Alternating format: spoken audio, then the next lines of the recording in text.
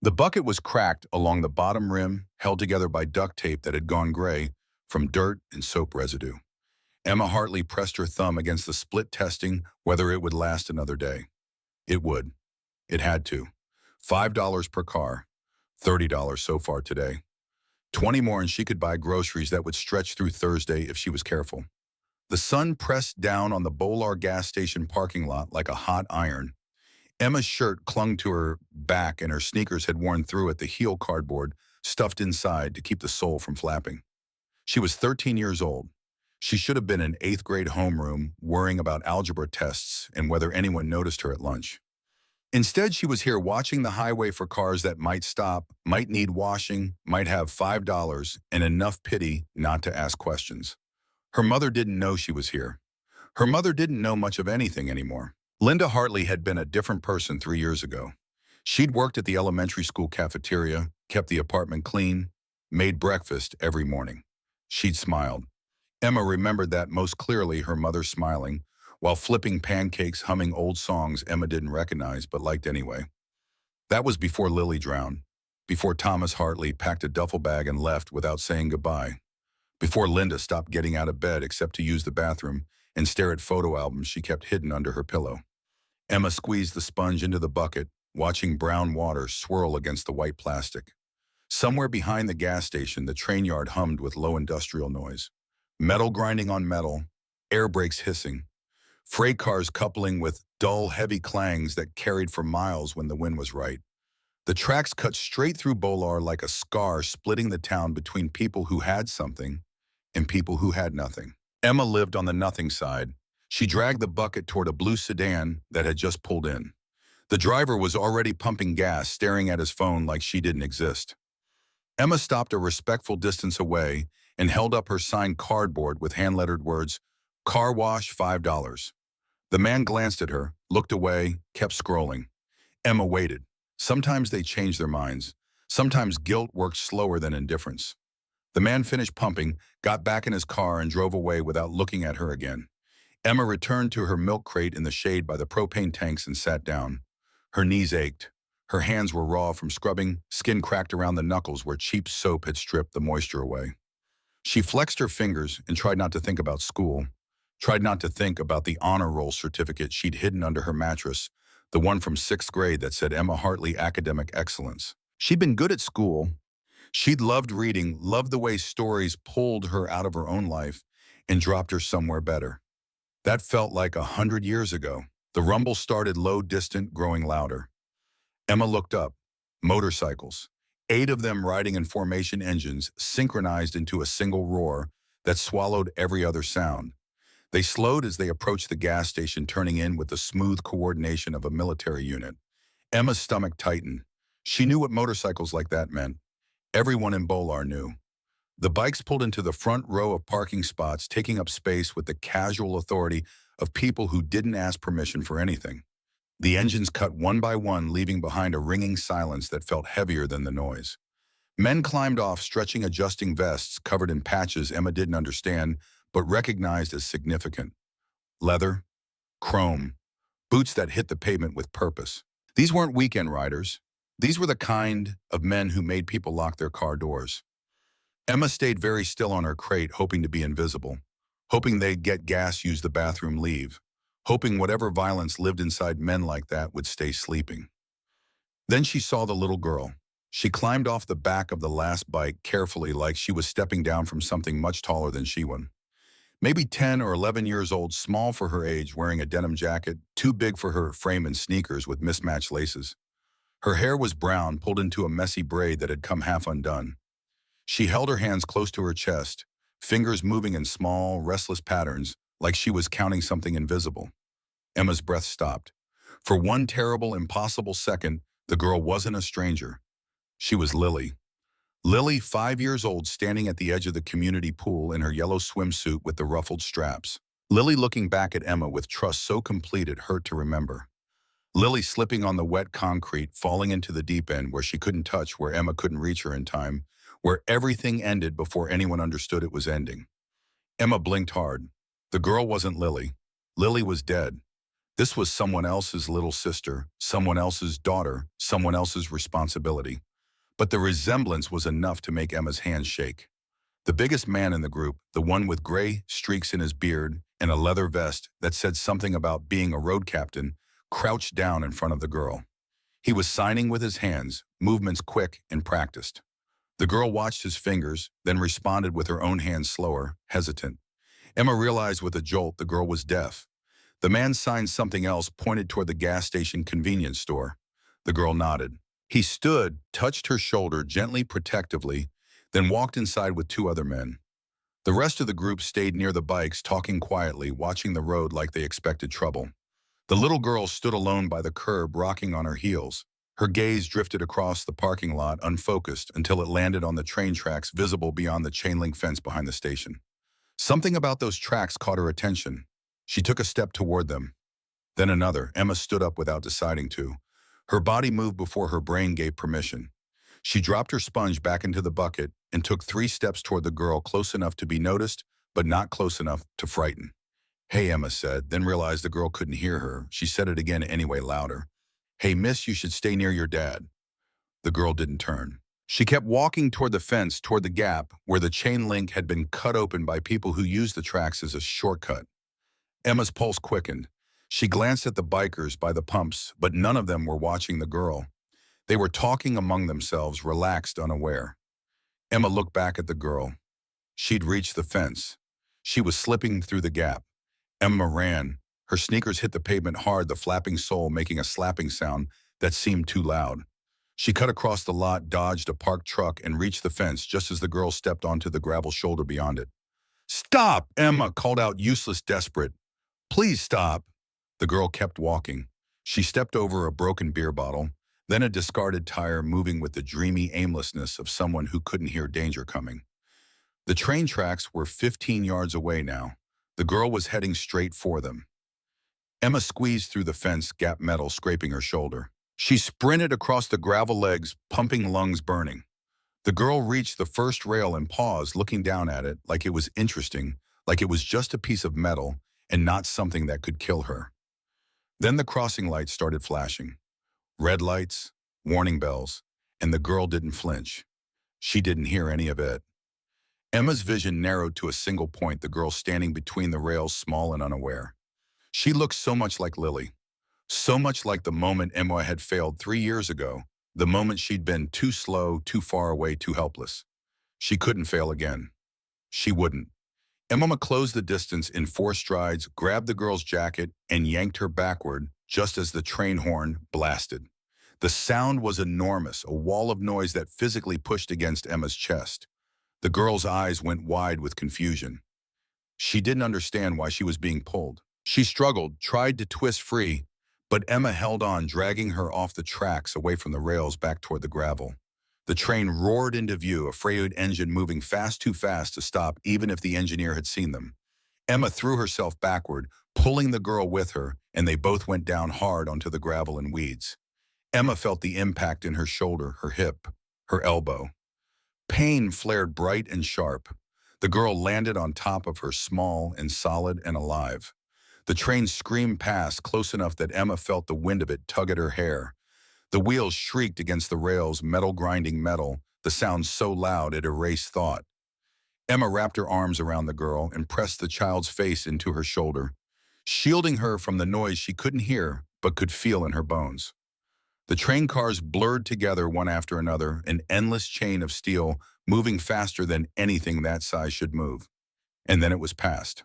The last car rattled by the noise fading into the distance, leaving behind a silence that felt impossible after so much sound. Emma's ears rang.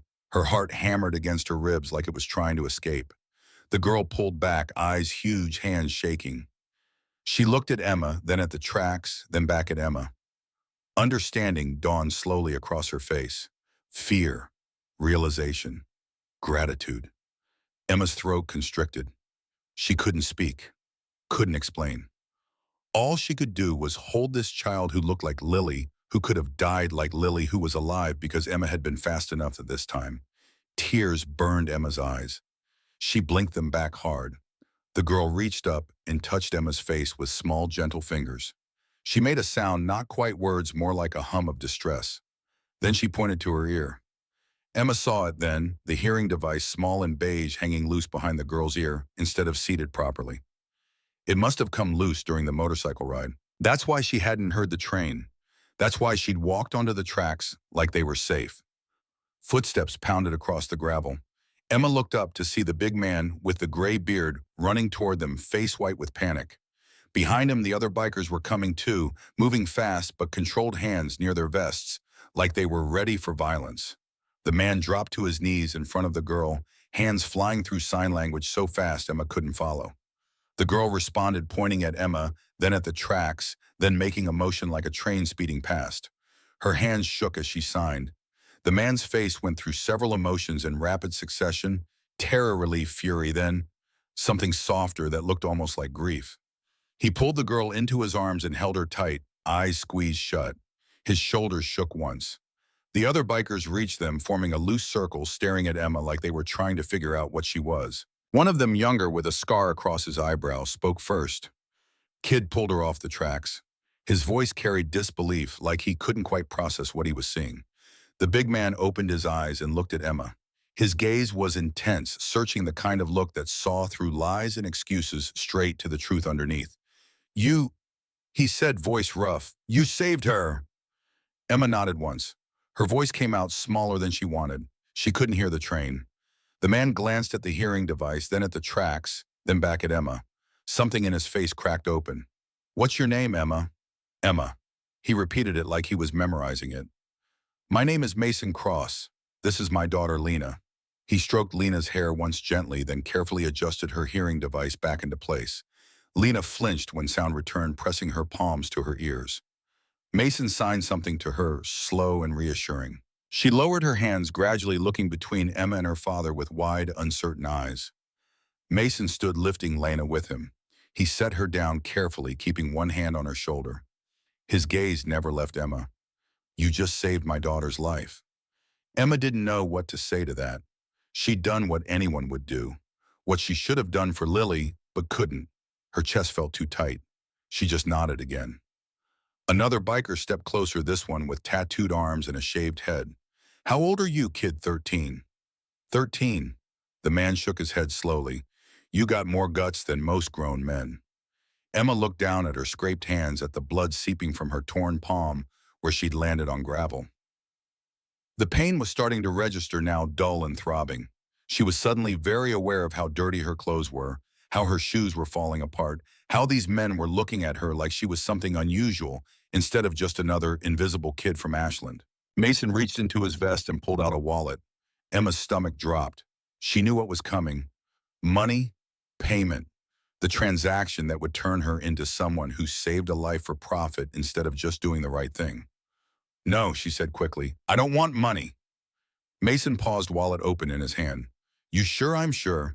He studied her for a long moment, then slowly put the wallet away. The gesture felt significant, like she'd passed some kind of test.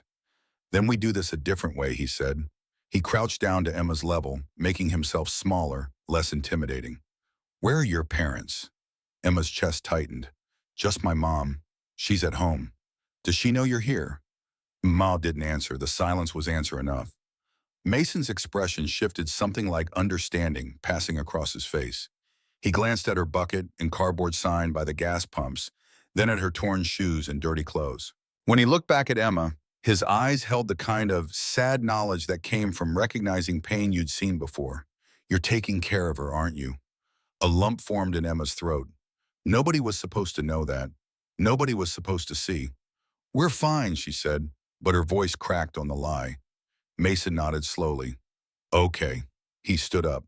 "But I need to talk to your mom. I need to tell her what you did." Panic flared in Emma's chest. "You don't have to." "Yeah," Mason said gently. "I do. Because what you did matters. And because sometimes people need help accepting help." Emma wanted to argue, wanted to refuse, but she was 13 and exhausted and bleeding, and this man had eyes that saw too much. She nodded once, defeated. "Where do you live, Ashland?" "Parkview Apartments." Something flickered across Mason's face. Recognition, maybe. Or pity.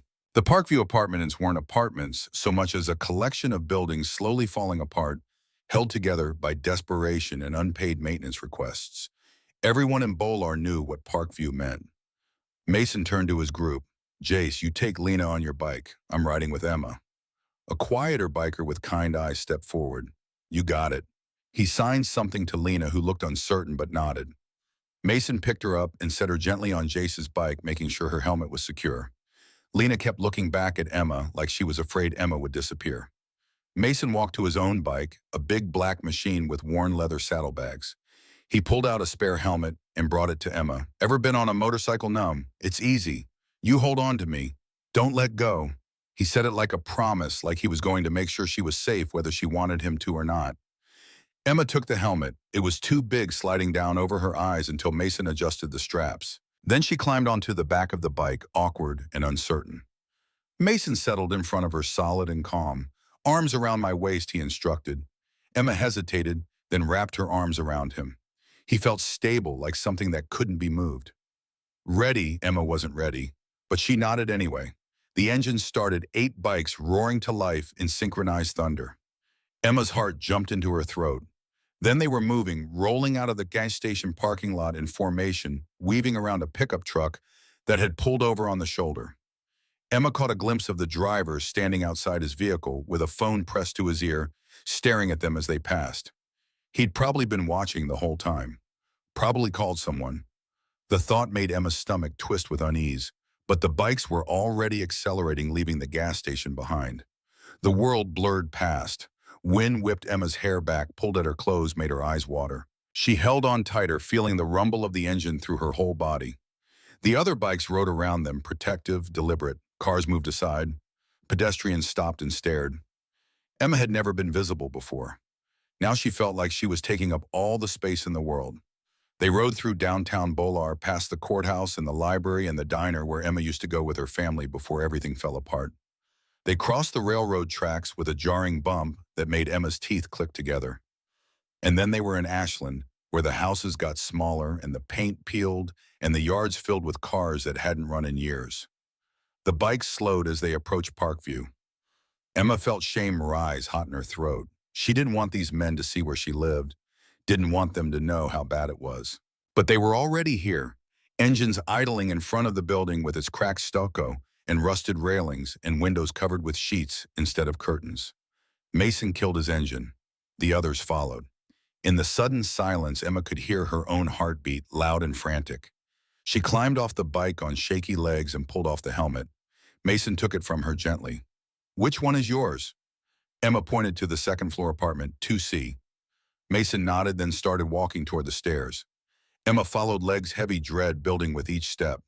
Behind them, the other bikers stayed by their machines, alert and watchful. A few apartment doors cracked open, curious faces peering out, then slamming shut when they saw the leather vests. They reached 2C. Emma pulled her key from her pocket, hand trembling. My mom isn't, she's not. The words stuck. How did you explain that your mother was broken, that she'd stopped being a mother 3 years ago and hadn't figured out how to start again? I understand, Mason said quietly, and something in his voice said he did.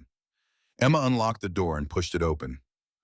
The apartment smelled stale, like old laundry and forgotten food. The living room was dim, curtains drawn against the daylight. Dishes were stacked in the sink. Mail lay unopened on the coffee table, most of it stamped with red warnings. Final notice, past due, shut off pending. Mason stepped inside, taking it all in without judgment. Lena followed, holding Jace's hand, her eyes wide as she looked around. The apartment was quiet except for the hum of the refrigerator struggling to stay cold. Then a door down the hall opened. Linda Hartley emerged from her bedroom wearing sweatpants and an oversized t-shirt that hung off one shoulder. Her hair was tangled, unwashed. Dark circles bruised the skin under her eyes. She looked at Mason and froze, fear and confusion warring across her face. Her voice cracked. She cleared her throat and tried again. Who are you? What do you want? Emma stepped between them instinctively. Mom, it's okay. Emma. Linda's gaze snapped to her daughter, finally seeing her.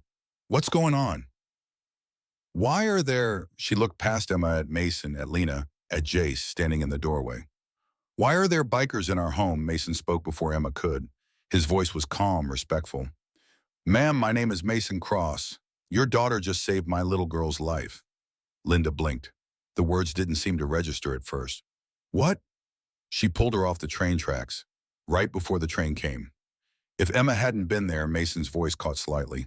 My daughter would be dead. Linda's face went through a series of expressions, confusion, disbelief, then something that looked almost like pride trying to surface through 3 years of depression. She looked at Emma like she was seeing her for the first time in a long time. Emma, you did that? Emma nodded, throat tight. I had to, Mom. She couldn't hear the train. Linda's eyes filled with tears. She took a shaky step forward, then another, then pulled Emma into her arms. It was the first time she'd hugged her daughter in months. Emma went rigid at first, not used to being held, then slowly melted into it. Linda smelled like unwashed hair and old perfume, but Emma didn't care. Her mother was holding her. Her mother was awake. Oh my God, Linda whispered into Emma's hair. Oh my God, baby. Lena stepped forward, pulling away from Jace. She walked up to Emma and Linda, then very gently tapped Emma's arm. Emma pulled back enough to look down at her. Lena's hands moved in sign language, slow and deliberate. Emma didn't understand the words, but she understood the emotion. She's saying thank you, Mason translated quietly. She's saying you're brave. Emma crouched down to Lena's level. The girl's face was so earnest, so grateful, so alive. Emma's vision blurred with tears she'd been holding back since the tracks. You're welcome, she said, knowing Lena couldn't hear, but hoping she could see the words in Emma's face. Lena reached into her jacket pocket and pulled out something small, a keychain with a tiny metal angel on it. She held it out to Emma. Emma looked at Mason uncertain. He nodded. Emma took the keychain, closing her fingers around the cool metal. Thank you, she whispered. Lena smiled, then signed something else. Mason's voice went soft. She says you're her guardian angel. Emma's chest felt like it might split open. She pulled Lena into a hug, careful and tight, and Lena held on like she'd found something she'd been looking for. Over the girl's head, Emma met Mason's eyes. He was watching them with an expression she couldn't quite read. Sadness, maybe, or recognition. A hard knock slammed against the front door, making everyone jump. 3 sharp hits, aggressive and official. Mason's entire posture changed. He straightened, eyes going hard, one hand moving slightly toward his vest.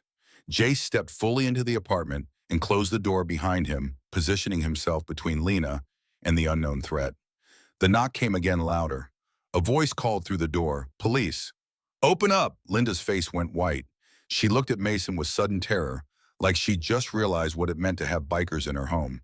Oh no, this is... Mason lifted one hand, calm but commanding. Stay quiet, let me handle this. Emma's stomach dropped through the floor. The keychain angel dug into her palm as she clenched her fist around it. She'd saved a life. She'd done the right thing. So why did it feel like everything was about to fall apart? Mason walked to the door, steady and unhurried, and opened it. 2 police officers stood in the hallway.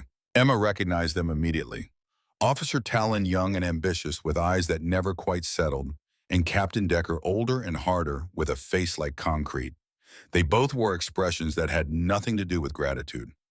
Decker's gaze swept past Mason into the apartment, cataloging everything: the mess, Linda's disheveled appearance, Emma's torn clothes, Lena's small, frightened face. His mouth tightened into something that wasn't quite a smile. Mr. Cross, he said, we need to talk. Mason didn't step aside. About what? About the incident at the train tracks, about you removing a minor from the scene. Decker's eyes moved to Emma. About this child and whether she's in a safe environment. Emma felt the ground tilt beneath her feet. They weren't here to thank her. They were here to take her away. Mason spoke with quiet authority, safe from what Decker's smile sharpened. That's what we're here to determine. And Emma understood with horrible clarity, saving Lena hadn't ended anything. It had started something much worse. Captain Decker didn't wait for an invitation. He stepped forward, forcing Mason to either move or create a confrontation. Mason held his ground for one long second, then stepped aside with deliberate slowness, making it clear he was choosing to allow this, not submitting to it. Decker walked into the apartment like he owned it, eyes sweeping across the stacked dishes, the unopened bills, the general air of neglect that clung to everything. Officer Talon followed more hesitantly, his gaze lingering on Emma, with something that might have been sympathy before his training kicked in and his face went neutral. Linda pressed herself against the wall, arms wrapped around her middle like she could make herself smaller. Emma wanted to go to her mother, but her legs wouldn't move. Lena grabbed Jace's jacket with both hands, watching the police with the wariness of someone who'd learned that uniforms didn't always mean safety. Decker's attention fixed on Emma. Emma Hartley, is it? Emma nodded, not trusting her voice. I need you to tell me what happened at those tracks, in your own words. Emma swallowed hard. I saw Lena walking toward the train tracks. Her hearing device was loose. She couldn't hear the train coming. I ran and pulled her off before what? Decker interrupted. Before you put yourself in danger.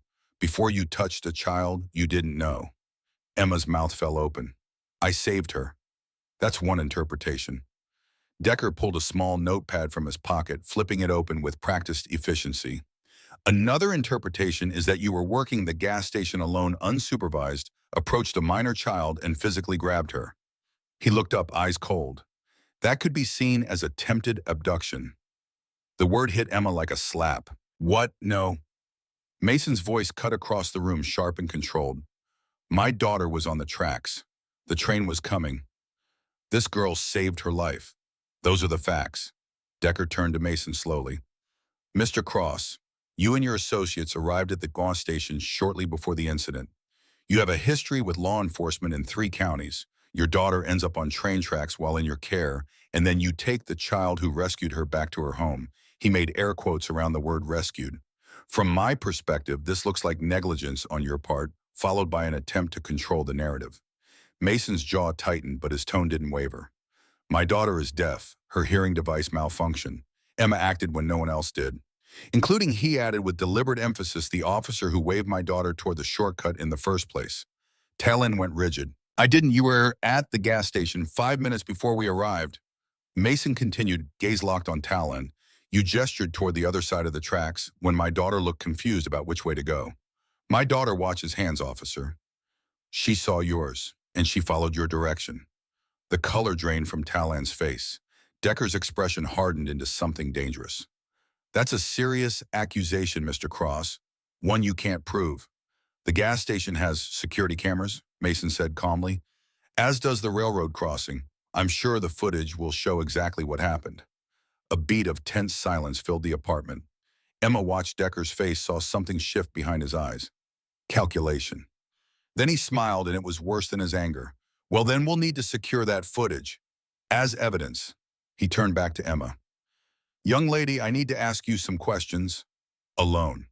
No, Linda's voice came out thin but firm. She pushed away from the wall, standing straighter. You're not questioning my daughter without me present. Decker's gaze moved to Linda, taking in her unwashed hair, her trembling hands, her obvious fragility. Mrs. Hartley, is it, or Miss? It's Miss Hartley. Linda lifted her chin slightly. My daughter saved a child's life. Why are you treating her like a criminal? I'm not treating anyone like anything, Decker said smoothly. I'm conducting a welfare check. It's come to our attention that your daughter has been working unsupervised at the gas station, that she's been out of school, that there may be concerns about the living situation here. Linda's face went pale. We're managing. Are you? Decker gestured at the apartment, at the mess, at Linda herself. Because from where I'm standing, it looks like a child is taking care of an adult who can't take care of herself. Tears sprang to Linda's eyes. Emma felt rage boil up in her chest, hot and fierce. Don't talk to my mother like that. Decker's eyebrows rose. Excuse me, you heard me? Emma's hands were shaking, but her voice came out steady. We're poor. That doesn't mean my mom doesn't love me. It doesn't mean I'm not safe. Decker pulled a folded paper from his jacket pocket. Ms. Hartley, we've received multiple reports from neighbors about this apartment. Noise complaints, concerns about a minor being left alone for extended periods. One report from a Dale Haskins specifically mentioned truancy and possible neglect. Emma's stomach twisted. Dale Haskins, the neighbor who always watched through his peephole, who complained about everything, who she'd caught going through their trash once. He'd reported them. Linda's legs seemed to give out. She sank onto the couch, head in her hands. Please, she whispered. Please don't take my daughter. Decker looked at her without compassion. That's not my decision to make. But Child Protective Services will need to be contacted. They'll make an assessment about whether Emma should remain in this home. You can't. Linda looked up, face streaked with tears. She's all I have, please. Mason stepped forward, placing himself between Decker and Linda. Captain, this is harassment. You came here under the pretense of investigating an incident at the tracks, and now you're threatening to break up a family. I'm doing my job, Decker said flatly. Your job is to protect and serve, not to punish people for being poor. Decker's smile vanished. My job is to make sure children are safe. And right now I'm looking at a mother who can't get out of bed, a daughter who's been forced to work the streets, and a group of bikers who've inserted themselves into this situation for reasons I don't trust. I saved a little girl, Emma said, voice breaking. That's the only reason. Why can't you just believe that? Decker looked at her for a long moment. When he spoke, his voice was almost kind, which made it worse. Because in my experience, Emma, things are never that simple. He turned to Tayland. Radio for backup. We're taking the minor into protective custody pending a CPS evaluation. No. Linda lunged forward, but Decker held up a hand. Ma'am, if you interfere, I'll have to arrest you for obstruction. Is that what you want? Mason's voice cut through the chaos. Emma, don't say anything else. Not without a lawyer, Decker's eyes flashed. She's a minor, Mr. Cross. We don't need... She has the right to counsel, so does her mother. Mason pulled out his phone. I'm calling one now. Put the phone away, Mr. Cross. Or what? Mason's tone didn't change, but something dangerous entered his posture. Behind him, Jace shifted and two more bikers appeared in the doorway, blocking the exit. Not threatening, just present. Decker's hand moved toward his belt, toward his service weapon. Talen took a half step forward, looking between his captain and Mason with growing unease. The apartment felt like it was shrinking, the air getting thicker. Lena made a small, frightened sound. The noise broke through the tension like glass shattering. Mason immediately turned to her, signing quickly. It's okay. Stay calm. You're safe. Lena signed back, hands moving frantically. Mason's expression darkened as he watched her fingers. He looked at Decker, and when he spoke, his voice was ice. My daughter just told me that Officer Tayland was the one who gestured toward the tracks. She remembers because he smiled at her first, made her feel safe. Tayland went white. I didn't know she was going to Tayland. Decker's voice cracked like a whip. Shut up. But the damage was done. Tayland's partial admission hung in the air, impossible to take back.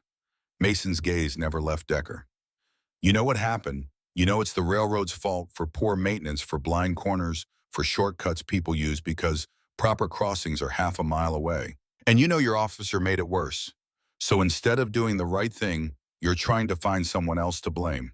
Mason's voice dropped lower. You're trying to blame a 13-year-old girl who had the courage to do what your officer didn't. Decker's face flushed with anger. You have no idea what you're talking about. I have every idea. Mason took a step closer. I know how systems work. I know how they protect themselves. I know how they eat people like Emma and Linda and spit out the bones. I've seen it before. I've lived it. For a moment, something passed between the two men. Recognition, understanding. They were both seeing the same thing from different sides, a system that didn't care about truth as much as it cared about liability. Decker broke eye contact first. He turned to Talon. Go to the car, file an initial report. I'll handle this. Talon hesitated, clearly torn. He looked at Emma, at Lena, at the scene he'd helped create. Then he walked out without another word, his footsteps echoing down the hallway. Decker waited until the door closed. Then he turned back to Mason. Here's what's going to happen. We're going to secure the footage from the railroad. We're going to conduct a proper investigation. And if I find out you've tampered with evidence, intimidated witnesses, or done anything that compromises this case, I will bury you. He looked at Emma. All of you. Mason pulled out his phone. Then we do this by the book. I'm calling an attorney. You don't speak to Emma or Linda without counsel present. Decker's smile was thin and sharp. Fine. Call your lawyer, but understand something, Mr. Cross. He leaned in closer, voice dropping to barely above a whisper. In this town, I decide what the book says. And right now it's saying this girl and her mother are in trouble. He walked toward the door, paused with his hand on the knob. Ms. Hartley, I'll be filing a report with Child Protective Services. Someone will contact you within 48 hours. I suggest you use that time to get your house in order. Literally. Then he was gone, leaving behind a silence that felt like the aftermath of an explosion. Linda collapsed into sobs. Emma went to her mother kneeling beside the couch, wrapping her arms around Linda's shaking shoulders. It's okay, Mom. It's going to be okay. But she didn't believe it. Neither did Linda. They both knew what happened when CPS got involved. They both knew families like theirs didn't win against the system. Mason stood in the middle of the room, phone in hand, jaw tight. After a moment, he dialed. The phone rang twice before someone answered. Leah Palmer, attorney at law. Ms. Palmer, my name is Mason Cross. I need legal representation for a client in Bolar. It's urgent. He glanced at Emma and Linda. It's very urgent. 20 minutes later, they were moving. Not because they wanted to, but because Mason insisted they couldn't stay in the apartment. Decker will have someone watching the building, he explained. Waiting for you to do something stupid. Waiting for evidence that Linda can't handle this. Linda looked around the apartment helplessly. Where are we supposed to go? Somewhere public. Somewhere with cameras and witnesses. Mason held out his phone, showing an address. There's a diner on 5th Street, open 24 hours. We meet the lawyer there, we file protective orders, and we get ahead of this before Decker controls the entire narrative. Emma looked at her mother. Linda's eyes were red and puffy, but something had shifted in her expression. She wasn't catatonic anymore. Fear had shocked her awake. Okay, Linda said quietly. Okay, let me get dressed. She disappeared into her bedroom. Emma stood in the middle of the living room, feeling unmoored. Everything had happened so fast. 3 hours ago, she'd been washing cars. Now she was caught in something she didn't understand, something involving police and lawyers, and threats she couldn't fully comprehend. Lena approached Emma slowly. She held out her hand, palm up. Emma took it, and Lena squeezed gently. The girl signed something Emma couldn't read, but the meaning was clear in her eyes. I'm sorry. This is my fault. Emma shook her head hard. No, she said firmly, even though Lena couldn't hear. She pointed at herself, then at Lena, then made a gesture that she hoped conveyed protection. I'm glad I saved you. I'd do it again. Lena's eyes filled with tears. She threw her arms around Emma's waist, holding on tight. Emma hugged her back, this strange little girl who looked like Lily, who felt like a second chance at redemption. Mason watched them with an unreadable expression. Then he spoke quietly, almost to himself. My wife died 9 years ago. Cancer. We had insurance, but the company found reasons not to pay. Experimental treatment, they said. Not covered. Pre-existing condition they claimed she never disclosed. His voice went hollow. She died because the system valued money more than her life. I swore I'd never let that happen to anyone else if I could help it. Emma looked up at him. Is that why you became a biker partially? Mason managed a small smile. Mostly I was angry. Angry at a world that breaks people and then blames them for being broken. The club became my family. My way of protecting people who fall through the cracks. He met Emma's eyes. You fell through the cracks, Emma, but you didn't break. You stayed brave. You saved my daughter. And now I'm going to make sure the cracks don't swallow you. Emma's chest tightened. Why do you care this much? Mason was quiet for a long moment. Because nobody cared for us. And I remember what that feels like. Linda emerged from the bedroom wearing clean jeans and a sweater, her hair pulled back in a ponytail. She looked more like herself than she had in months. Still fragile but present. I'm ready, she said. They left through the back stairwell, avoiding the front where a police cruiser had parked with a clear view of their door. The bikers formed up around them, not aggressive, just vigilant. They walked 3 blocks to where the motorcycles were parked in an alley hidden from the main street. Mason handed helmets to Emma and Linda. We're going to the railroad office first, before the diner. Linda blinked. Why?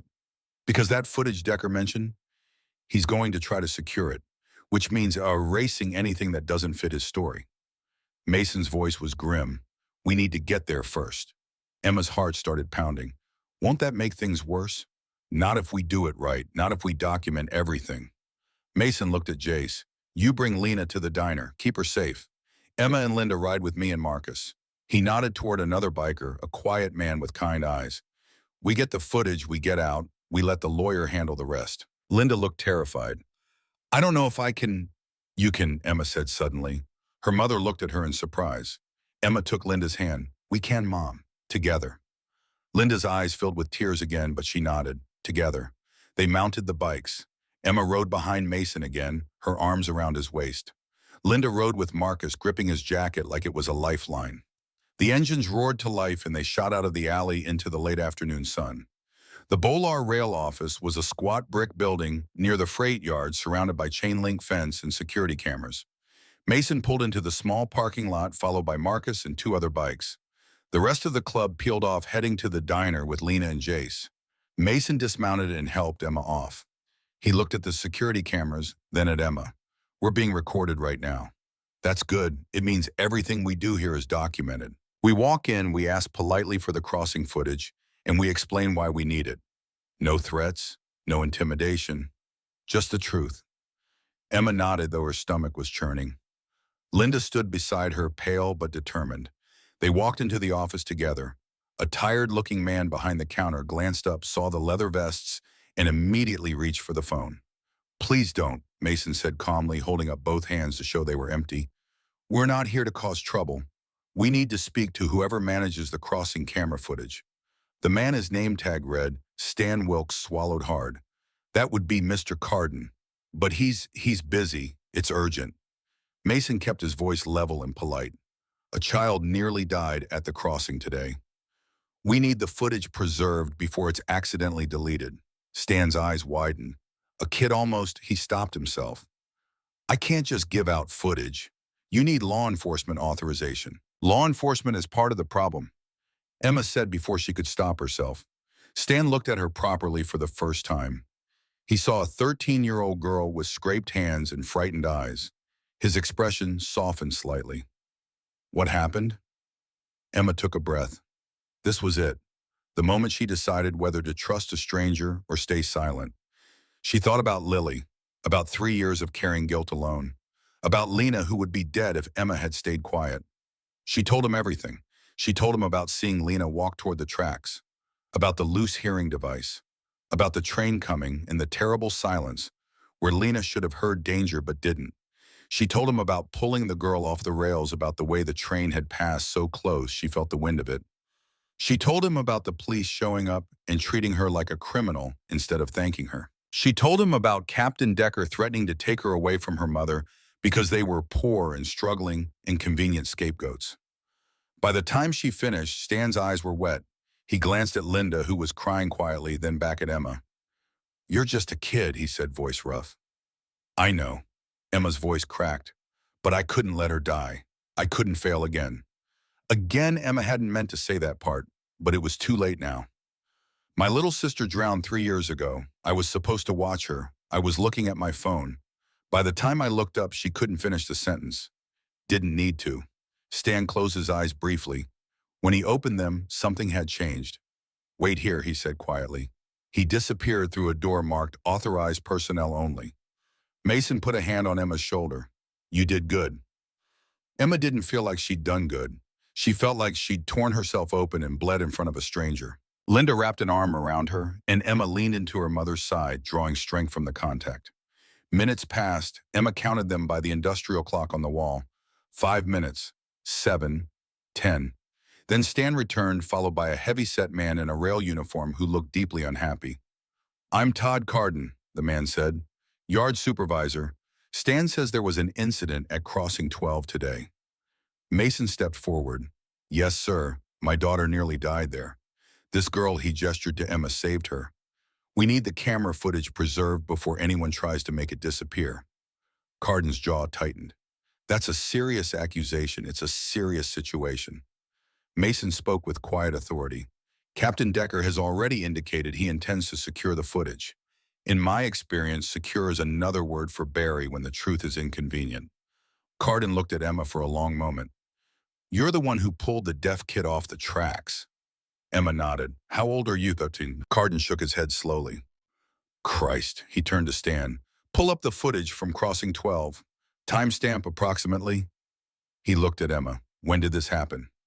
Around 4:30, Emma said. Maybe 4:40.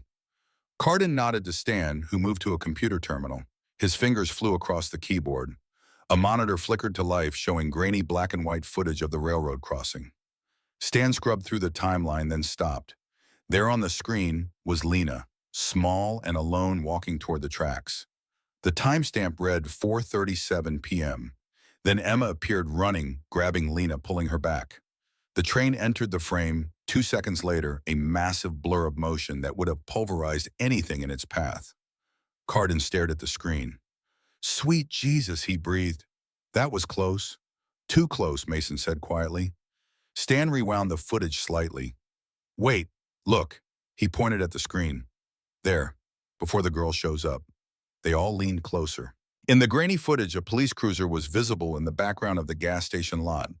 A uniformed figure stood near the convenience store entrance. As Lena appeared on screen, confused and clearly looking for direction, the officer gestured. Not aggressively, almost casually, but definitely gesturing toward the far side of the tracks, toward the shortcut. Officer Talon. Carden's face went pale. Oh no. Oh yes, Mason said. His voice had gone very quiet. So you see why we need this footage preserved, and why we can't trust the police department to handle it. Carden looked between Mason and Emma, clearly torn between self-preservation and doing the right thing. Emma could see the calculation happening behind his eyes. Finally, he made his decision. Stan flagged that footage for retention.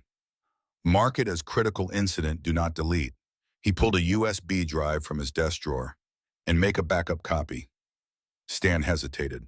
Sir, if we give them the footage without authorization, we're not giving them anything. Carden interrupted. We're preserving evidence of a near-fatal incident at our crossing. It's policy. He met Stan's eyes with something that looked like determination. It's the right thing to do. Stan nodded slowly, then began copying the files. Carden's phone buzzed insistently on his desk. He glanced at the caller ID, and his face went a shade paler. It's corporate, he muttered. They must have been alerted to the incident flag. Don't answer it yet, Mason said quickly. Finish the copy first. Carden nodded, but his hands shook slightly as he worked. Emma could see the calculation in his eyes, job security versus doing the right thing. The phone stopped ringing, then immediately started again. Carden ignored it, fingers flying over the keyboard with new urgency. They're going to send someone, Carden said quietly. Corporate always sends someone when there's potential liability. Then we'd better be ready, Mason replied. The door to the office crashed open. Captain Decker strode in, Officer Talon behind him, both looking furious. Step away from that computer, Decker ordered. Carden straightened, squaring his shoulders. I'm performing my duty as yard supervisor. There was an incident at one of our crossings. I'm preserving the footage. That footage is evidence in an ongoing investigation. You will turn it over to me. Now, I'll turn it over to proper authorities through proper channels, Carden said. Not to an officer who appears in the footage itself. Decker's face flushed dark red. What did you say? Emma's heart was hammering so hard she thought it might break through her ribs. This was it, the moment everything either came together or fell completely apart. Mason stepped forward, placing himself between Decker and the computer. The footage shows Officer Talon gesturing my daughter toward the tracks. It shows him creating the dangerous situation that this young woman had to correct. That's a lie, Decker snapped. Then let's watch it together. Mason gestured to the monitor. Right now, all of us. Let's see what really happened. Decker's eyes darted to Talon, who had gone white as paper. Talon's mouth opened and closed, no sound coming out. His silence was confirmation enough. Get out, Decker said through gritted teeth, looking at Mason. All of you, now, we're not finished, Mason said calmly. You're finished. When I say you're finished, Emma's anger held back for so long finally broke free. No, she said loudly.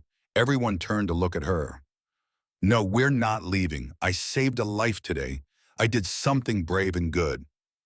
And you, she pointed at Decker, you tried to make me feel like a criminal for it. You threatened my mom. You scared us. And I'm done being scared. Her voice was shaking, but the words kept coming. I'm 13 years old. I'm poor. My mom is sick. We're trying our best. And if doing the right thing means people like you come after us, then I don't care anymore. Because I know I did the right thing. I know it. She looked toward where Lena should be remembering the girl's face. I saved her. And you can't make that not true no matter how hard you try. The office was silent. Stan was staring at Emma with open admiration. Carden looked like he might cry. Even Talon seemed moved, his face crumpling with something that might have been shame. Then incredibly, Officer Talon spoke. She's right. His voice was barely above a whisper. I waved at the girl. I didn't know she was deaf. I was just trying to be helpful, point her toward the other side. But I should have been more careful. I should have, he looked at Decker. This is on me, not her, not the biker. Me. Talon stared at the monitor, watching his own gesture frozen in grainy black and white. Such a small thing. A casual wave meant to be helpful. He'd seen a confused kid and pointed her toward where she seemed to be going. He hadn't known she was deaf. Hadn't known she'd take his gesture as authorization to cross a dangerous shortcut. He thought about his sister Claire, who was deaf too. She'd taught him a few signs when they were kids, but he'd never really learned properly. Never thought it mattered that much. Claire was careful, aware of her limitations, always watching for danger. But she'd been an adult. Lena was just a child. If it had been Claire on those tracks, if some cop had casually waved her into danger, Talon looked at Emma, this skinny 13-year-old kid who'd done what he should have done, who'd seen danger and run toward it instead of creating it through carelessness. She was braver than he was, and she was about to be destroyed by a system that should have protected her. He thought about why he'd become a cop. Not for the power or the authority, not to follow orders blindly. He joined because his neighborhood had been rough, and he'd seen what happened when no one stepped up to protect people who couldn't protect themselves. When had he stopped being that person? Decker's voice cut through his thoughts. Talon, shut your mouth. A command, an order. The kind he'd been following for 5 years without question. But this time he couldn't. This time the order was wrong. Decker looked like he'd been slapped. Talon, shut your mouth. No, sir. Talon met his captain's eyes. I won't let a kid take the fall for my mistake. That's not what I became a cop to do. For a moment, Decker looked like he might explode. Then his face went cold and calculating. Fine, he said quietly. Then you just ended your career. He turned to Carden. I want that footage. I want it now. And I want written statements from everyone in this room. You'll get your statements, a new voice said from the doorway, through proper legal channels. Everyone turned. A woman in a tailored suit stood in the entrance, briefcase in hand, looking utterly unintimidated by the room full of police and bikers. She was in her 40s with sharp eyes and an expression that suggested she'd won more battles than she'd lost. Leah Palmer, she announced, attorney representing Emma Hartley, Linda Hartley, and Mason Cross. She looked at Decker.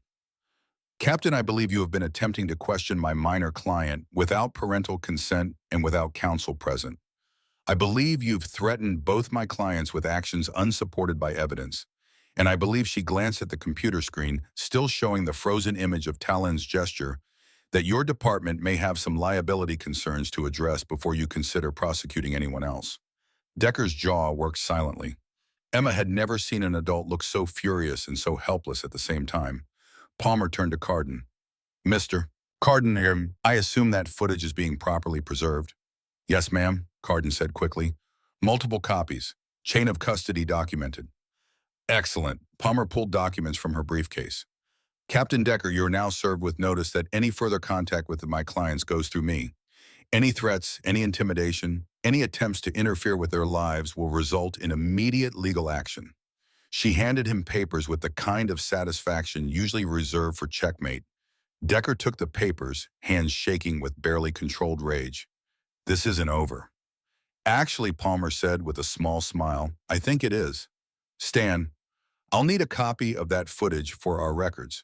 Mr. Carden, please provide a written statement confirming the preservation and authenticity of the recording.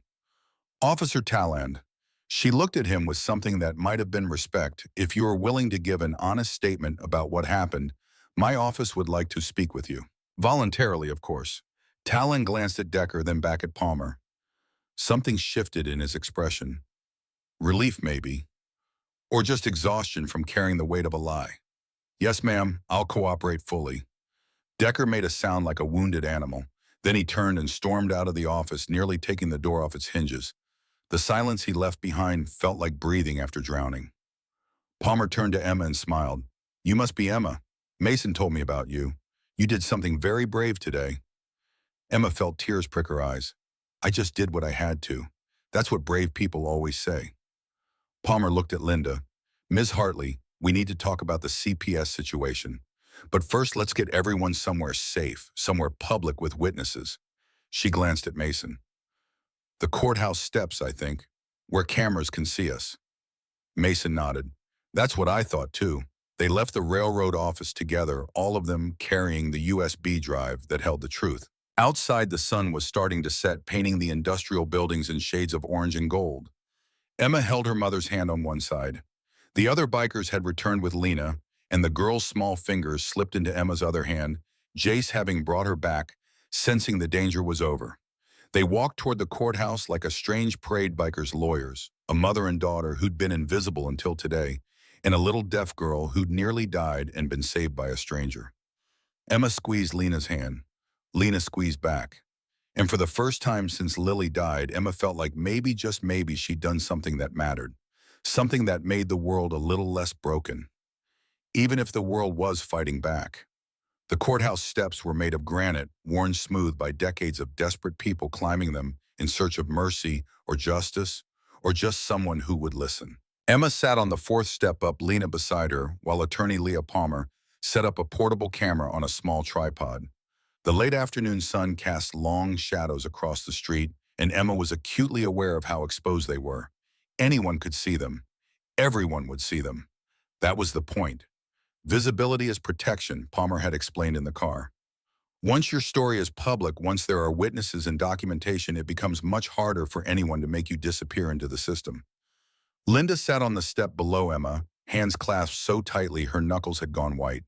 Mason stood off to one side with his bikers not hovering, but present. Ready, Officer Talon stood apart from everyone, looking like a man who'd stepped off a cliff and was waiting to see if he'd land on solid ground or rocks. Palmer checked the camera angle one more time, then nodded to herself. All right, we're recording. Emma, I need you to state your full name and tell me what happened today. Start from the beginning. Take your time. Emma's mouth went dry. She'd never been good at talking about herself, at being the center of attention. 3 years of trying to be invisible had trained her to stay quiet, stay small, stay unnoticed. But Lena's hand found hers again, squeezed gently, and Emma felt something shift inside her chest. She thought about Lily, about the silence that had followed her sister's death, the way their family had imploded because no one knew how to speak about pain. She thought about Linda, retreating into depression because talking hurt too much. She thought about herself carrying guilt alone because there was no one to share it with. No more silence. My name is Emma Hartley, she said, voice clearer than she expected. I'm 13 years old. This morning I was washing cars at the Bolar gas station to help pay rent because my mom has been sick and we needed money. A motorcycle club arrived. One of them had a daughter. Her name is Lena. Emma glanced at the little girl beside her. Lena was watching Emma's mouth, reading her lips with the intense concentration of someone for whom language required effort. Emma continued, Lena is deaf. She wears a hearing device, but it had come loose during the ride. She couldn't hear anything. I saw her walking toward the train tracks behind the gas station. I knew a train was coming because the warning bells were ringing and the lights were flashing. But she didn't hear any of it. Emma's voice caught. She swallowed hard and pushed on. I ran after her. I pulled her off the tracks right before the train came, maybe 2 seconds before. If I hadn't, she couldn't finish that sentence. Afterward, the police came. But they didn't thank me. They asked why I was at the gas station alone. They asked why I touched Lena. They made it sound like I did something wrong instead of something right. Linda made a small noise of distress. Emma reached down and squeezed her mother's shoulder. Then they came to our apartment. Captain Decker threatened to call Child Protective Services. He said our home wasn't safe. He said I shouldn't be working. He acted like being poor was the same as being a criminal. Emma's voice hardened. We're not criminals. My mom got sick after my little sister died. She has depression. She's trying her best.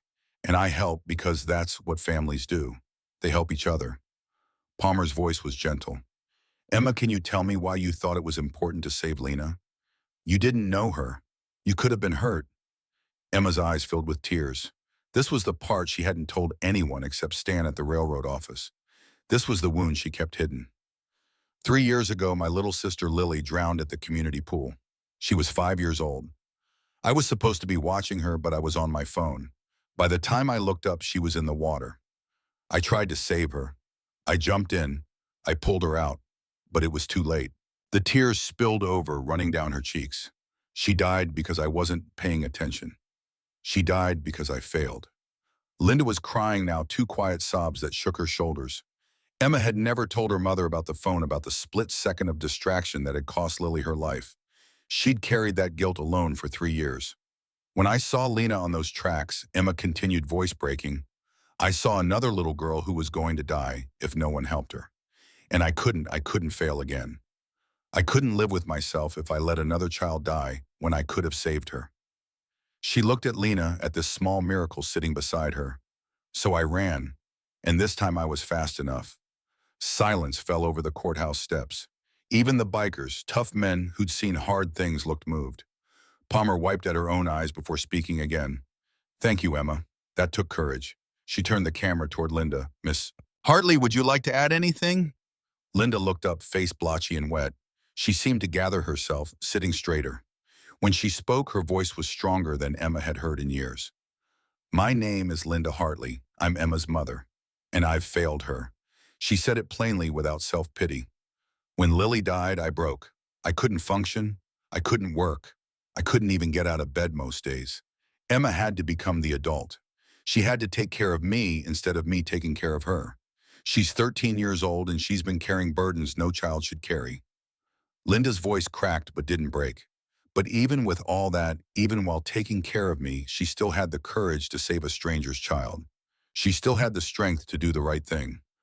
She's twice the person I've been these past 3 years. Linda looked directly at the camera. Captain Decker says our home isn't safe. He's wrong. The only thing that's been unsafe is a system that abandons families when they're struggling, then punishes them for not being perfect. We need help. We need support. But we don't need to be torn apart. Palmer nodded, then turned the camera to Mason. Mr. Cross, you're Emma's defender in this situation. Why? Mason was quiet for a moment, choosing his words carefully. My wife died 9 years ago. Cancer. We had insurance, but the company found loopholes to avoid paying for her treatment. Experimental, they said.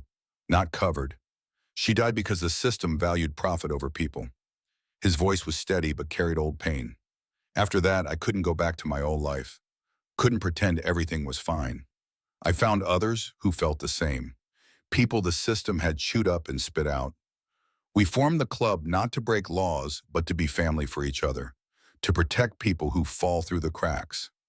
He looked at Emma. This girl fell through the cracks. She's been invisible to everyone who should have helped her. But she didn't let that break her. She saved my daughter, and I'll be damned if I let the same system that killed my wife destroy her too. Palmer turned the camera back to Emma. Emma, one more question. What do you want people to know Emma thought about it? About the cars she'd washed, the invisibility she'd worn like armor, the exhaustion that lived in her bones. About Lily and Lena, and all the small moments that added up to a life. About her mother, sick but trying. About this strange found family of bikers who'd adopted her. I want people to know that poor doesn't mean bad, she said quietly. Struggling doesn't mean failing. And sometimes the bravest thing you can do is ask for help instead of pretending everything's fine. She squeezed Lena's hand. I also want people to know that Lena is alive because I didn't look away. And I'm proud of that. Whatever happens next, I'm proud of that. Palmer smiled. Thank you, Emma. She stopped recording and began packing up the camera. This testimony will be submitted to CPS, the railroad company, and the police department's internal affairs division. It's now part of the public record. Which means a car door slammed. Emma looked up to see Captain Decker striding across the courthouse, square-faced, thunderous. Behind him, 2 other officers followed at a distance, looking uncomfortable. What the hell do you think you're doing? Decker demanded when he reached the steps. Palmer stood, placing herself between Decker and her clients. Documenting my client's testimony, which is entirely within their rights. You're interfering with an investigation. There is no investigation, Palmer said calmly. There's a captain trying to cover his department's liability by scapegoating a child. But thanks to Officer Taland's honest statement and the railroad footage, we now have a clear picture of what actually happened. Decker's eyes cut to Taland, who stood at the edge of the group looking miserable but resolved. You're finished, Taland. You understand that? Taland met his captain's gaze. Yes, sir, I do. But I'm not going to let a kid suffer for my mistake. That's not what I signed up for. You signed up to follow orders. I signed up to protect and serve, Taland said quietly. not to protect liars and serve cover-ups. Decker's face flushed dark red. For a moment, Emma thought he might actually hit to land. Instead, he turned his fury on Palmer. You think you're clever. You think going public changes anything. It doesn't. That girl, he pointed at Emma, is still living in an unfit home with a mother who can't care for her. CPS will still make their assessment. Let them, Palmer said. But they'll do it fairly with full documentation of what Emma has accomplished and why this family is struggling. They'll see a daughter who saved a life and a mother who's fighting depression while still providing for her child. They'll see that poverty isn't the same as neglect. They'll see what I tell them to see. Palmer's smile was sharp. No, Captain. You lost that control the moment we went public. You lost it when Officer Talon chose honesty over loyalty. And you'll lose even more when the railroad company's investigation reveals that Crossing 12 has had 17 near-miss reports in the past 2 years, all of which your department failed to properly document. Decker went very still. How do you know about those reports? 'Cause I'm good at my job. Palmer pulled more papers from her briefcase. I'm also good at filing lawsuits. Linda Hartley versus Bowler Police Department for harassment and attempted family separation without cause. Emma Hartley versus the same for emotional distress and defamation. And if you'd like, we can add Mason Cross versus your department for discrimination and intimidation. You're bluffing. Try me. They stared at each other, two people engaged in a battle of wills with Emma's life hanging in the balance. Emma held her breath. Beside her, Lena gripped her hand so tightly it hurt. Then a new voice cut through the tension. Captain Decker stepped away from the civilians. Everyone turned. A woman in a police uniform was approaching, older than Decker, with silver hair pulled back in a tight bun and eyes that had seen everything. The bars on her collar indicated high rank. Emma didn't know police insignia well, but this woman clearly outranked Decker. Deputy Chief Morrison, Decker said, voice strained. This is a local matter that just became a department matter the moment I received Officer Talon's statement and copies of the railroad footage. Morrison's voice was crisp and professional. She looked at Emma. You're Emma Hartley. Emma nodded, not trusting her voice. Morrison's expression softened slightly. I understand you saved a child's life today. That's commendable. She turned to Decker. Captain, you're relieved of duty pending an internal investigation into your handling of this incident and your relationship with Bolar Rail. Badge and service weapon. Now, Decker's face went from red to white. You can't, I can, and I am. Officer Talon's statement raises serious questions about your conduct. The railroad footage corroborates his account, and your aggressive response to a minor witness suggests compromised judgment at best. Morrison held out her hand. Badge, weapon. You're on administrative leave effective immediately. For a moment, Emma thought Decker might refuse. His hand hovered near his belt, and something dangerous flickered in his eyes. Then slowly he unclipped his badge and gun, handing them over with shaking hands. This isn't over, he said quietly. For you, it is, Morrison replied. She turned to Palmer. Counselor, I'd like to arrange a proper interview with your clients at their convenience. No threats, no intimidation. Just facts, Palmer nodded. We can do that, with the understanding that any CPS involvement will be handled through appropriate channels, with full consideration of the family's circumstances. Agreed.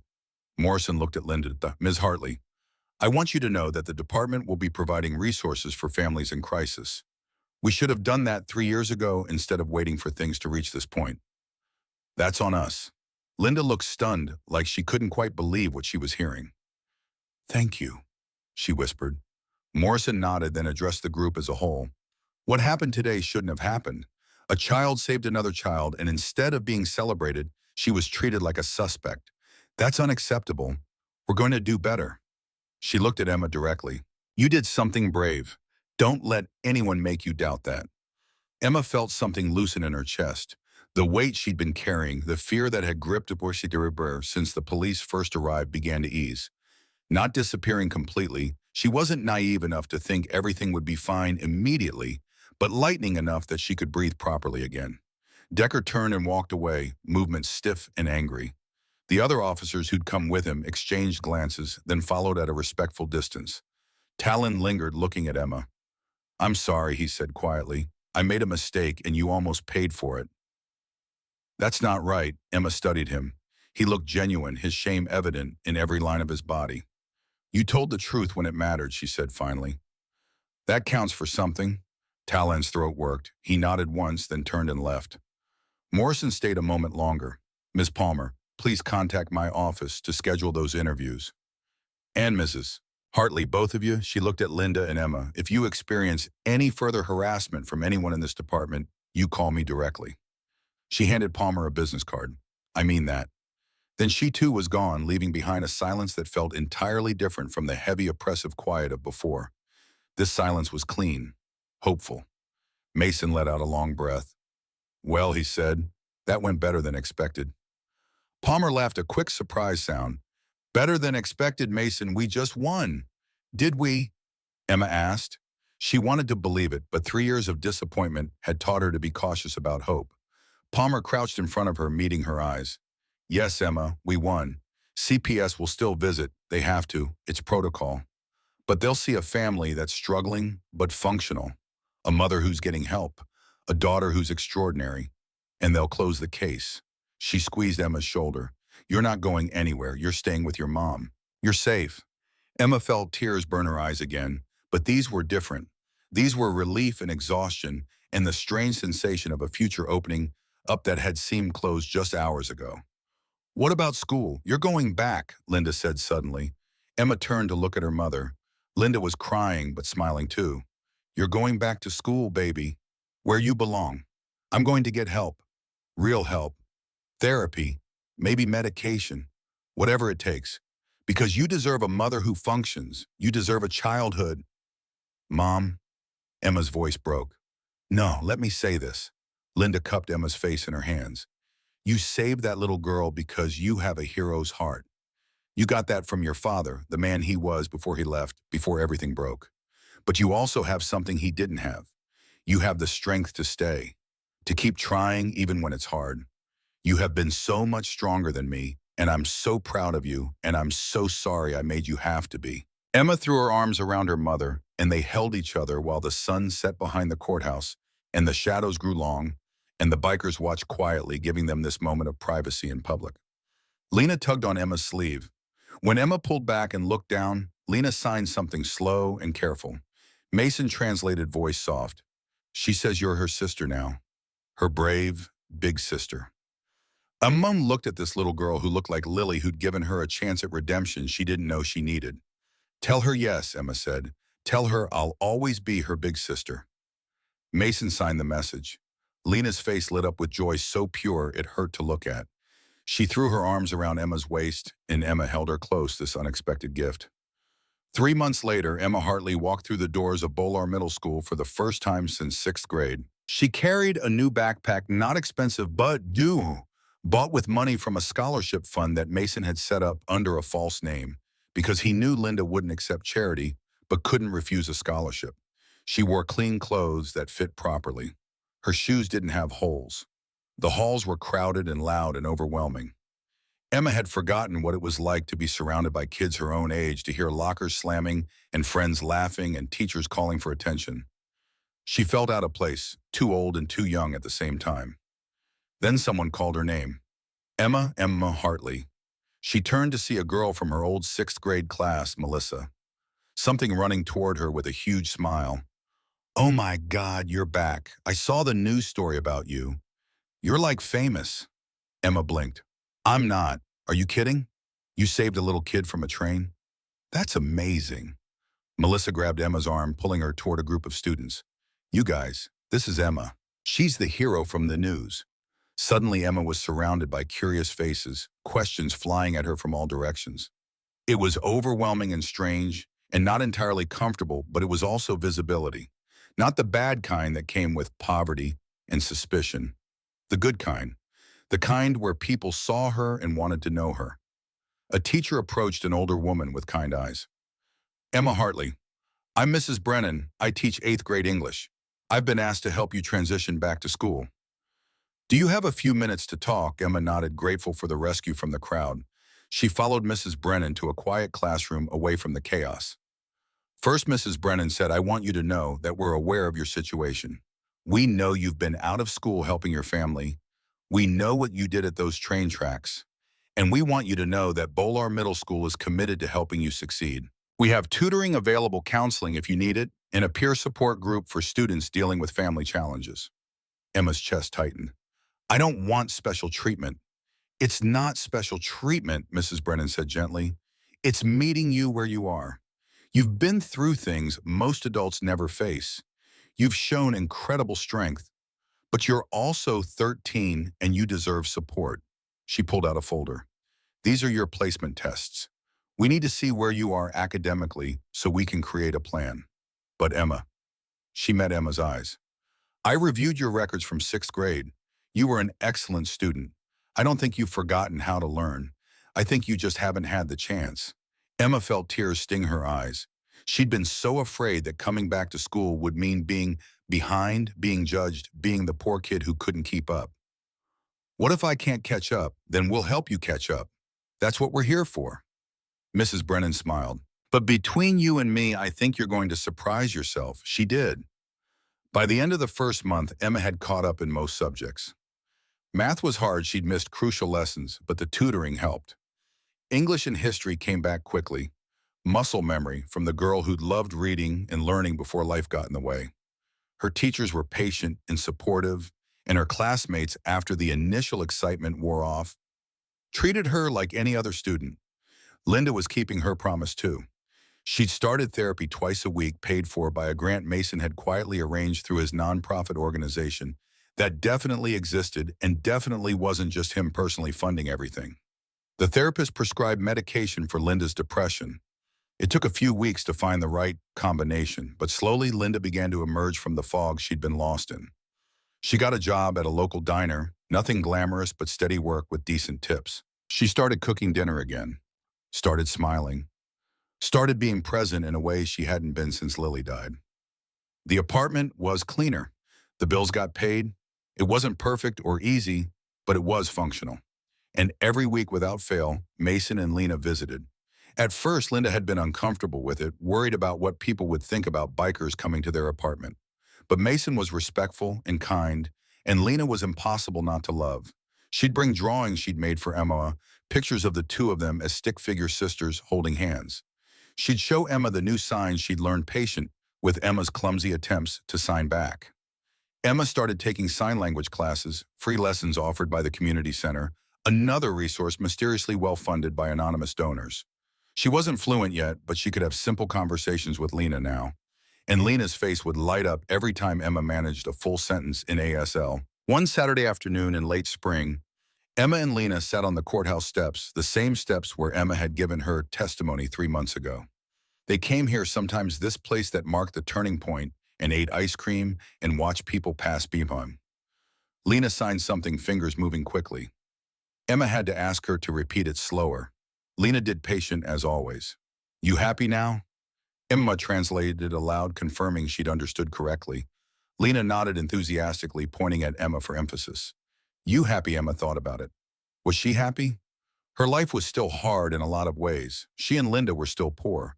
The apartment was still small and old.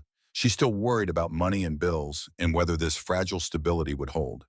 But she was in school. Her mother was healing. She had a friend, Noah's sister, in Lena. She had Mason's protection and Linda's presence, and the knowledge that she'd saved a life when it mattered most. Yeah, Emma said, signing and speaking simultaneously. I'm happy. Lena clapped her hands, delighted. Then she reached into her pocket and pulled out something small, pressing it into Emma's palm. Emma looked down to see another keychain angel identical to the one Lena had given her 3 months ago. Another one? Emma asked, confused. Lena signed something elaborate that Emma struggled to follow. She got the gist, though, 2 angels. One for you, one for me. So we're always together. Emma's eyes burned with tears. She pulled Lena into a hug, this little girl who'd accidentally given her back her life. Thank you, she whispered, for everything. Lena couldn't hear the words, but she understood the emotion. She hugged Emma back tightly, and they stayed like that for a long moment, 2 sisters bound not by blood, but by the strange alchemy of tragedy and salvation. When they finally pulled apart, Emma clipped one angel keychain to her backpack and handed the other back to Lena to keep. Lena attached it to her jacket zipper, immediately wearing it like a badge of honor. A familiar motorcycle rumble approached. Emma looked up to see Mason parking at the curb. He climbed off, pulling off his helmet, and walked over to them. "Ready to go?" he asked. "Your mom's expecting us for dinner." Emma nodded, standing and helping Lena to her feet. The three of them walked to the motorcycle together, this strange found family that shouldn't work but somehow did. Mason helped Lena with her helmet, then Emma with hers, patient and careful. As they rode through Bolar toward the Parkview apartments, Emma watched the town blur past. It looked different now. Not better exactly. The poverty and struggle were still evident in every boarded window and shuttered storefront. But Emma saw it differently. She saw the people trying, the families struggling, the quiet dignity in surviving. She saw herself in them. And she understood now that survival was its own kind of bravery. They pulled into the parking lot. Emma climbed off the bike legs, steady, no longer nervous about being seen with bikers. Linda was waiting at the apartment door, smiling, waving them up. She'd made spaghetti, nothing fancy, but made with love and attention. They ate together, all four of them, crowded around the small kitchen table. Mason told stories about his rides. Linda talked about her day at the diner. Lena drew pictures with the colored pencils Emma had bought her. And Emma sat in the middle of it all, feeling the warmth of belonging settle around her like a blanket. After dinner, while Linda and Mason did dishes and talked quietly in the kitchen, Emma and Lena sat on the couch. Lena pulled out a photo album. She'd brought pictures of her and her mother, Anna, before the cancer, before everything changed. She showed Emma each photo, carefully signing explanations. Emma pulled out her own phone and showed Lena pictures of Lily, the first time she'd been able to look at them without feeling crushing guilt. "My little sister Emma," signed carefully. "She died, but she taught me to be brave." Lena studied the photos, then looked at Emma with ancient wisdom in her young eyes. She signed something Emma didn't know. Mason, overhearing, translated from the kitchen. "She says Lily would be proud of you." Emma's vision blurred with tears. "You think so?"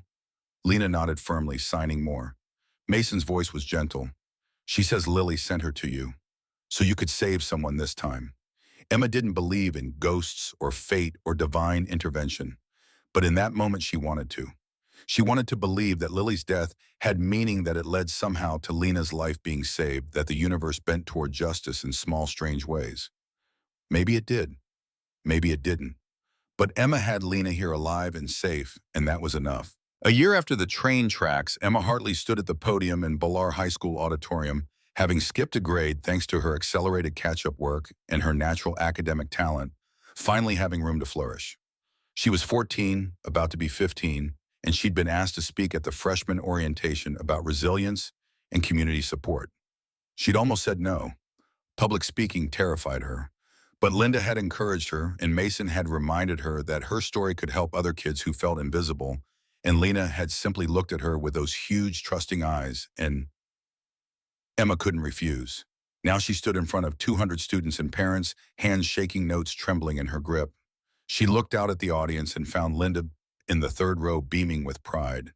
Mason and Lena sat beside her, Mason having become such a fixture in their lives that nobody questioned his presence anymore. Officer Talon sat in the back, having become an advocate for at-risk youth after his suspension was lifted, and he was reassigned to community outreach. Even Deputy Chief Morrison was there, representing the police department's commitment to change. Dale Haskins had been arrested 2 weeks after the courthouse testimony. The tracker he'd planted, the reports he'd filed for payment from Decker, the surveillance photos he'd taken of residents, all of it constituted illegal activity. He was awaiting trial on multiple charges, including stalking, invasion of privacy, and conspiracy. The other residents of Parkview Apartments had thrown a small, quiet celebration when he was led away in handcuffs. Emma took a breath and began. 2 years ago, I dropped out of school to wash cars for $5 a pop because my family needed money. I was invisible. I was poor. I was ashamed. And I was sure that my life would never be more than survival. She paused, gathering courage. Then I saved a little girl from a train. And that single act of courage, one moment, where I chose to do the right thing even though I was scared, changed everything. It brought people into my life who cared. It forced systems to see me. It gave me back my future. Emma looked at Lena, who was watching her lips with intense concentration. But here's what I learned. I didn't save just one person that day. I saved myself too. Because sometimes the bravest thing you can do is refuse to stay invisible. Sometimes the bravest thing is asking for help. Sometimes the bravest thing is believing you deserve a future, even when everything tells you that you don't. Her voice grew stronger. If you're struggling, if you're poor, if your family's broken, if you feel like you don't matter, you do. You matter so much. And there are people who will help you if you let them. It won't be easy. It wasn't easy for me, but it's possible. Your story isn't over. Mine almost was, but it isn't. And neither is yours. She folded her notes done with the prepared speech. The rest came from her heart. I used to think that being poor made me worthless. I thought struggling meant failing. But I learned that poverty doesn't define you. What defines you is what you do with the chances you get, how you treat people, whether you run toward danger when someone needs help or look away because it's easier. Emma met Mason's eyes across the room. He nodded once proud. I also learned that family isn't just blood. It's the people who show up when you need them, who protect you when you're vulnerable, who believe in you when you've stopped believing in yourself. She looked back at the audience, at all those young faces, some confident, some scared, all of them standing at the beginning of their own journeys. 2 years ago, I was washing cars at a gas station trying to be invisible. Today I'm here. I'm in school. I have people who love me. I have a future. And if I can get from there to here, if I can survive what I survived and come out stronger, then you can too. Whatever you're facing, whatever impossible thing is blocking your path, you can overcome it. You can ask for help. You can be brave. You can refuse to disappear. Emma's voice broke slightly on the last sentence, emotion overwhelming her. You can save someone. And in doing that, you might just save yourself. The auditorium erupted in applause. Emma stood at the podium, stunned by the sound, by the standing ovation, by the way people looked at her like she was someone worth listening to. Linda was crying. Mason was clapping with his hands raised high so she could see him. And Lena was signing frantically a message Emma had learned well over the past year. I love you, sister. I love you. Emma signed it back, tears running down her face. I love you too. Later that night, after the orientation ended and everyone had gone home, Emma sat on her bed with Lily's old honor roll certificate in her hands. She'd taken it out from under her mattress after getting her own certificate earlier that week, honor roll 9th grade, perfect attendance, academic excellence. She looked at both certificates side by side, one from before the tragedy, one from after. I did it, Lily, Emma whispered to the empty room. I didn't give up. I kept going. And I think I'm okay now. I think we're going to be okay. The room didn't answer. Lily was gone and had been gone for years, and no amount of wishing would bring her back. But Emma felt something shift anyway, like a burden she'd been carrying finally being set down. She'd failed to save Lily. That truth would always hurt. But she'd saved Lena. And in doing so, she'd learned that redemption wasn't about erasing the past. It was about choosing every single day to do better, to be braver, to show up for the people who needed you. Emma placed both certificates on her desk, side by side, visible, a reminder of who she'd been and who she'd become. Then she climbed into bed, pulled up the covers, and fell asleep with the 2 angel keychains hanging from her bedpost, catching the streetlight through her window and glinting like promises kept. In the apartment below, Linda sat at the kitchen table with a cup of tea going over bills that were actually paid on time for once. She smiled to herself, tired but content. Her daughter was asleep. They had food in the fridge. The rent was paid. It wasn't much, but it was theirs, and it was enough. Across town, Mason Cross sat in his garage with Lena asleep on the couch, wrapped in a blanket. He looked at a photo of Anna, his late wife, and whispered, "We did good, didn't we? The kid's going to be all right." And in the frame, Anna's frozen smile seemed to agree. The town of Bolar slept its struggles and triumphs, hidden behind closed doors and drawn curtains. But on the courthouse steps, the place where Emma had fought for her truth, a small memorial had appeared. Someone, possibly Emma, possibly Mason, possibly any of the people whose lives had intersected that day, had placed a small stone angel on the steps with a plaque that read, "For the invisible ones, for the brave ones, for everyone who refuses to look away."